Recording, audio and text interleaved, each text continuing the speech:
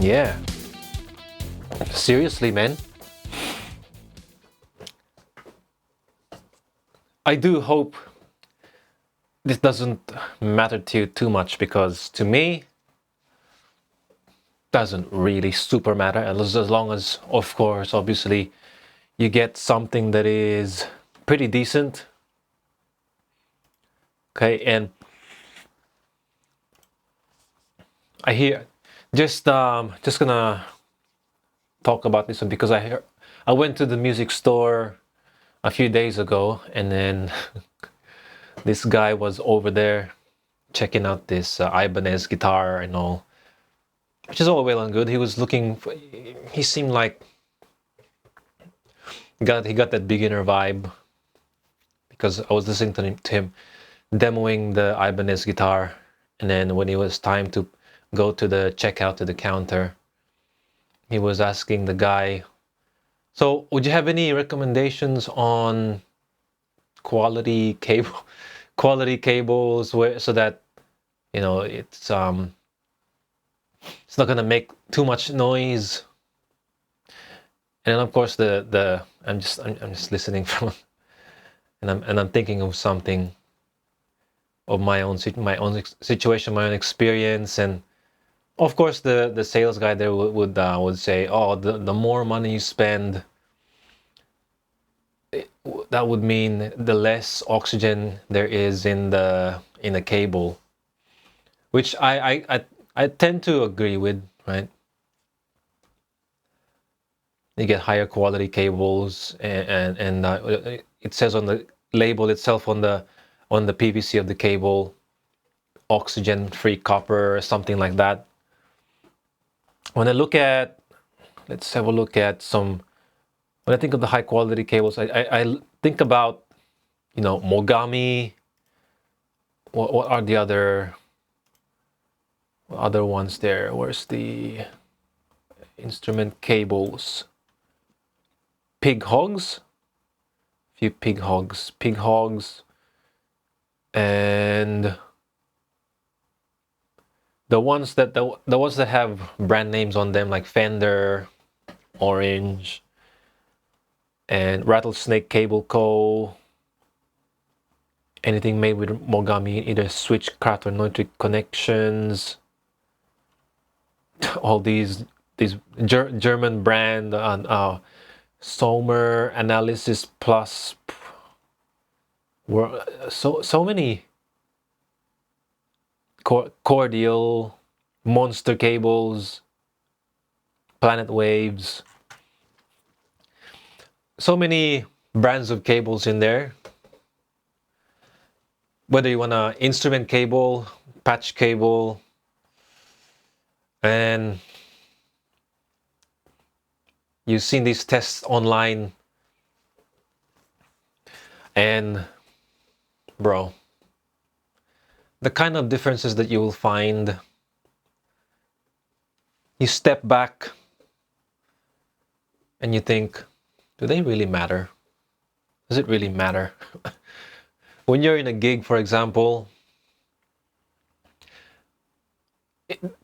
putting it into perspective, putting it from my perspective and from my experience, I don't have any of those Mogami cables and all this stuff. Maybe I have some of them that I may be using. That's because that was back in the day when I didn't really know better. So I'm gonna tell you all about that. So is your TikTok brain gonna be able to handle this? This is gonna be a chill, talky session, and hopefully you get something from this. But when it comes to cables, look, my pedal board, almost all of the patch cables that are in there, I just pretty much made them myself. I did some. I bought a nice cheap soldering iron, and then I just soldered the. I bought a cable kit, like the one from, who's that? I think it was from Joyo or something. or the sister company. A long piece of cable. It was one of those thin one, the patch cable, skinny cables with the connectors on it. And then I bought some extra connectors from the electronics store. Just those, the pancake right angle mono. They weren't even gold plated, I believe. I don't think any of them are gold plated, and I'll tell you why in a moment. Most of my pedal board patch cables are made of patch cables that are, the custom length, just by me, and never really had any issues with them, right? Because when you buy those ready-made ones, it's just expensive. And I'm not a rich guy. I'm just a simple guy. I have an average budget. Now, also talking about the connectors, people are saying, oh, you have to have gold connectors, gold connectors. And the way I observe it, gold connectors really only matter so much when something is going to be plugged in indefinitely. And even then, with my non-gold plated connectors, they've been fine. The only place that's really mattered to me was the extension cable for my in-ear monitors that's connecting to the audio interface and to the monitoring side. And then when it's not gold plated, it tends to lose a bit of connection where I lose a bunch of high end, and I just need to wiggle it to get the full connection back. That's really the only place where I've had to use gold connectors. But other than that, they've really been fine, man. Even the let me just turn off this wireless for a moment. I can pull this out. This is a Neutrik connector, right angle. This is not a gold connector. This is just a standard connector. Okay? Standard. Never had a problem with them. Nope. Nope. Turn it back on.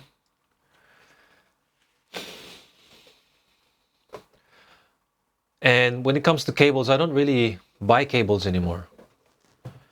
If I want a cable, maybe I'll buy it, because cables are cheap today. And when you buy it, some cheap cables, I say cheap, but they're pretty affordable. When I buy affordable cables from the music store, they're gonna be really good quality anyway. You don't really have to worry. Sometimes I like to make my own cable because I like to. I just like to make them, and I think guitarists and all this bassists, I think you all should know how to solder and make your own cables. But of course, if not, that's okay. That's gonna cost you, of course. If something goes wrong with your cable, you're just gonna buy a new one. Whereas for me, for example, I know how to do some soldering, so I might just diagnose it, identify what the problem is, and I'll just fix it. I like doing that. It doesn't take too much time, and I can make my own custom length cables if I want to. Custom the kind of cables that I choose, that's not necessarily at a premium, and the connectors that I like, whether it's going to be Neutrik or whatever suits the needs at the time. Like, for example, this Shure GLXD wireless, it came with a good transmitter cable, but it came with a straight cable, and I preferred a right angle one because it's the low profile is, and if it's sticking out like that and then you hit something, it could mess up the jack on the guitar. So this is just a precautionary measure on my part. probably something useful for you to know too. So I like to create my own cables from time to time, especially in a pedal board, because it's a custom length that you want, you know. And I've been given a bunch of guitar cables anyway over the years, so, and I'm thankful for that. But it's just I have plenty of spares lying around, so and it never really occurs to me, except I will say though, when it comes to those high quality cables, I think they do matter if you really want to maximize the result, because with those comparison videos on YouTube, the main difference is that really you can that you see is the noise floor. And when you're playing to a show, or when you're playing with distortion, metal, the noise floor is going to be, it's probably going to be negligible. Speaking of noise from these cables, I've never really had maybe I had a problem with them, but I think the noise from the electronics is gonna be more of your concern, which is not gonna be a problem in the end, because just use a noise gate, man. Just use a noise gate. For me, I use this wonderful little Joyo Gate of Khan. It's a small pedal. Picture here. It has one tiny knob. It's very simple, and that which means it's not easily going to be accidentally manipulated, like with your shoe or your footwear. On top of that, it's also covered. It has this nice lid to it. It basically replaced my ISP decimator, which was also a great noise suppressor, noise gate pedal. The only problem with that one, it's not the G-string, by the way, it's just the normal one with the one in, one out, one knob. But the only problem is I think it uses a lot of power, and it's also a full-size pedal, like a full-size Boss pedal. It's that size, right? And it's also heavy. But the Joyo Gate of Khan has totally replaced that. I really love that thing, and no problem with noise. No problem. Right? Now, the other thing is, when you're playing electric guitar, ideally, man, you learn how to get used to turning off your volume. It's easy. Turn it on, turn it off. I see so many guitars, so many amateurs out there.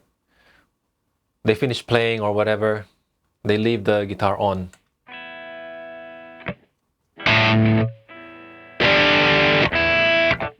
Oh, oops. And then they, something hits the guitar, and then it could even startle them. I've had my moments where I was a little bit sloppy. I forgot to turn off the guitar, the volume, and then and I startled myself because the amp was at practice or gigging volumes, and then I accidentally just startled myself because I didn't expect that noise to happen. I'm used to my guitar being off.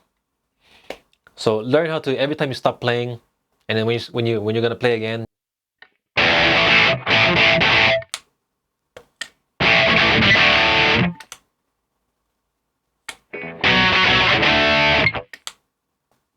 on and off, on and off, on and off. Just get used to it, man. It's easy. Flick it on, flick it closed.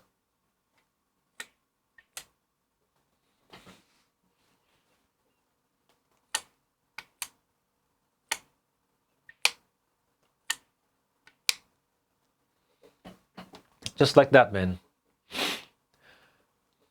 So again, this is with the Rev G3 pedal going straight to my, I never remember what this is, Joyo cab box going to my audio interface, Presonus Revelator IO24.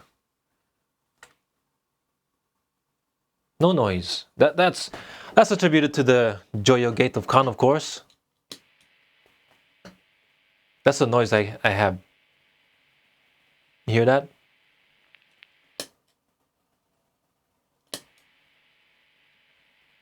That's on. That's the gate off, and then we kick it back on.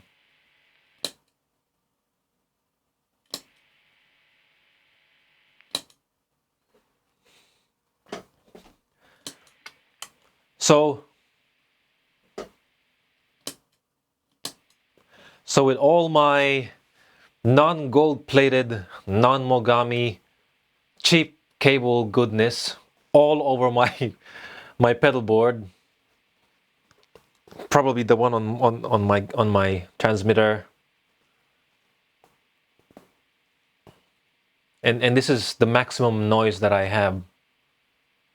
The guitar is fully on. Here. Guitar is fully on. This is on the distortion on the Rev G3 pedal.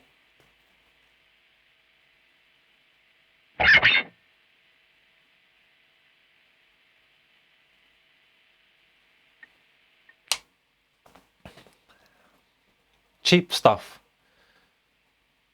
I say cheap, but affordable stuff.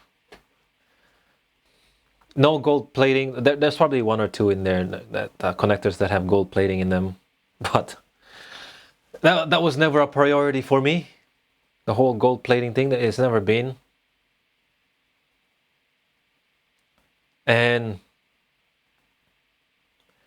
when you're on the studio, yeah, probably, because maybe the gold plating can help transfer as much tone from the guitar, from your pedals, from your amp, from the microphone that's capturing the sound from the, what do you call it, the cabinet, if you're still using those.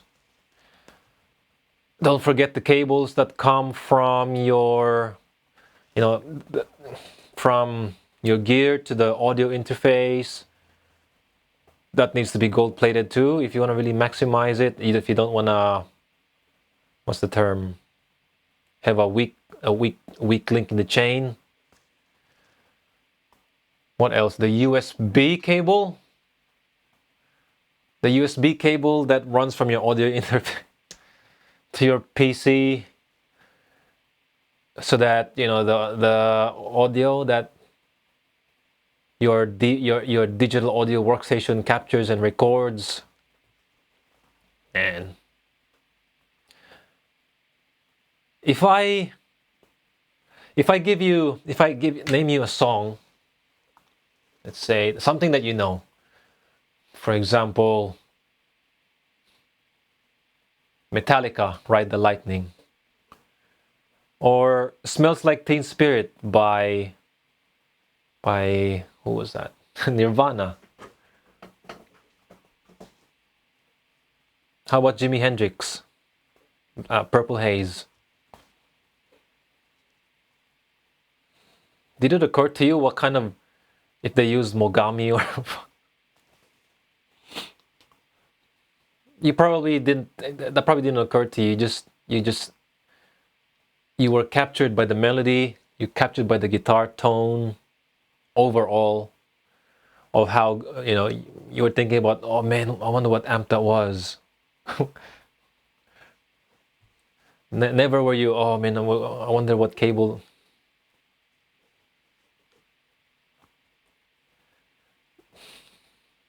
Think about that. So when it comes to cables, man, get the one that has a good connector on it that suits your needs. like for the reason like this, for example, if you want a low profile one, right angle one for that, or a right angle one for just convenience of placement of where it is on your pedal board or whatever, wherever the connector is going to sit. Something that has a nice durable, whatever you call this this part of the cable, is durable, so that especially towards the connector, right? Because if there's going to be a lot of movement, there's going to be fatigue there. So you want what is this, PVC? The housing of the cable, or PVC or something, whatever material it is, you want that to be at least sturdy, or maybe a cable that has a nice shrink wrap or some kind of support here so that it can take the brunt of all that movement. Right? Don't worry about gold plated. Put that if you want. If you're a rich kid. If not, it's okay.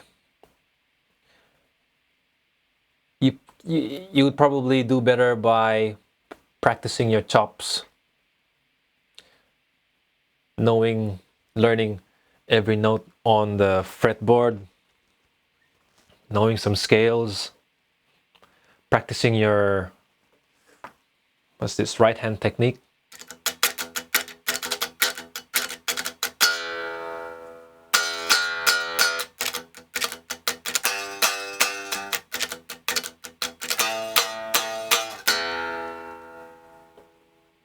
Yeah. Practicing the licks, maybe. Hand exercises. Don't worry about the cables, man. Worry about what matters more.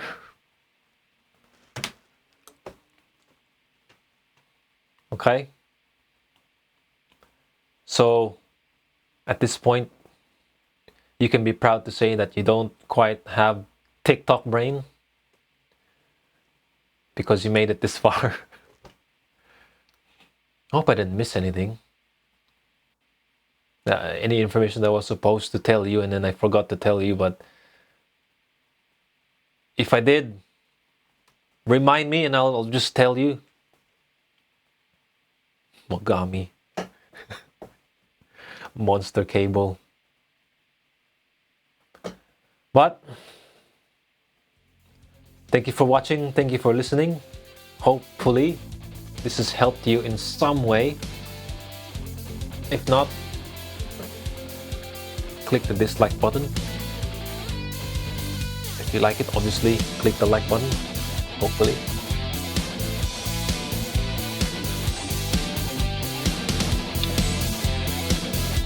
Keep practicing. Might see you in the next video.